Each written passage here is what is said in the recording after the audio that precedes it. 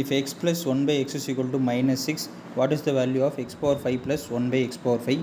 இது வந்து SSC CGL 2023 கேட்ட சம் அல்ஜிப்ரா டாப்பிக்லேருந்து கேட்டிருக்காங்க. So x plus 1 by x வந்து மைனஸ் 6ன்ட்டாங்க. X power 5 plus 1 by x power 5 வந்து எப்படி கண்டுபிடிக்கலாம் அப்படின்னா x square plus 1 by x ஸ்கொயரையும் x cube plus 1 by x கியூபையும் மல்டிப்ளை பண்ணிங்க அப்படின்னா x power 5 plus 1 by x power 5 வந்து வரும். ஸோ ஃபஸ்ட்டு வந்து நீங்கள் x square plus 1 by x square வந்து கண்டுபிடிங்க. நம்மளுக்கு என்ன தெரியும் அப்படின்னா எக்ஸ் ப்ளஸ் 1 பை எக்ஸ் வந்து மைனஸ் 6ன்னு தெரியும். ஸோ நம்மளுக்கு ஒரு ஃபார்முலா தெரியும் என்ன அப்படின்னா எக்ஸ் ப்ளஸ் 1 பை எக்ஸ் வந்து கே அப்படின்னா இப்போ x square plus 1 by x square வந்து பார்த்திங்க அப்படின்னா கே ஸ்கொயர் மைனஸ் 2. கே அப்படின்றது வந்து பார்த்திங்க அப்படின்னா இங்கே மைனஸ் 6. ஸோ கேக் பதிலாக வந்து மைனஸ் 6 சப்ஸ்டியூட் பண்ணிங்க அப்படின்னா minus 6 the whole square minus 2 வந்து பார்த்திங்க அப்படின்னா 34ன்னு வரும்.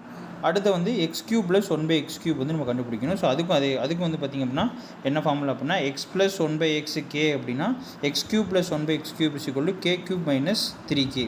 ஸோ இங்கே கே அப்படின்றது இங்கேயும் மைனஸ் 6 தான். So minus 6 the whole cube minus 3 into minus 6. So என்ன வரும் அப்படின்னா மைனஸ் 198ன்னு வரும். சரிங்களா?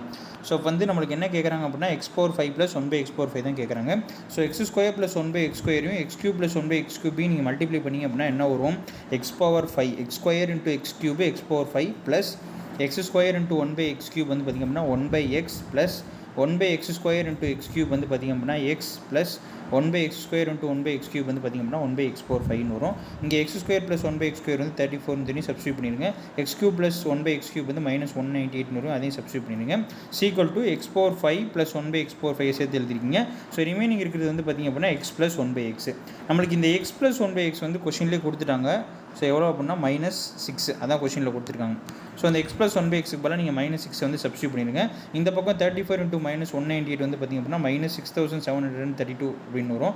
Sequel to x power 5 plus 1 by x power 5 minus 6ன்னு வரும். அப்போ x power 5 plus 1 by x power 5 equal to minus 6732. இந்த மைனஸ் 6 வந்து ரைட் ஹேண்ட் சைடில் வரும்போது ப்ளஸ் 6 ஆயிரும். ஸோ ரெண்டையும் நீங்கள் வந்து மைனஸ் பண்ணிங்க அப்படின்னா மைனஸ் 6726 அப்படின்றது தான் இந்த சம்முடைய ஆன்சர். ஆப்ஷன் வந்து பார்த்திங்க அப்படின்னா ஆப்ஷன் பி. சரிங்களா? ஸோ இந்த ரெண்டு ஃபார்முலா தான்.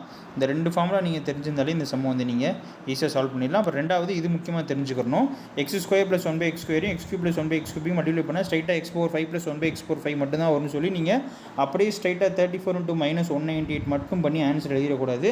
சில நேரத்தில் அதையும் உங்களுக்கு ஆப்ஷனாக கொடுத்துருப்பாங்க. இந்த பார்த்தீங்கன்னா மைனஸ் 6732 ஆப்ஷனாக கொடுத்துருக்காங்க. ஸோ அது வந்து ஆன்சர் தப்பு.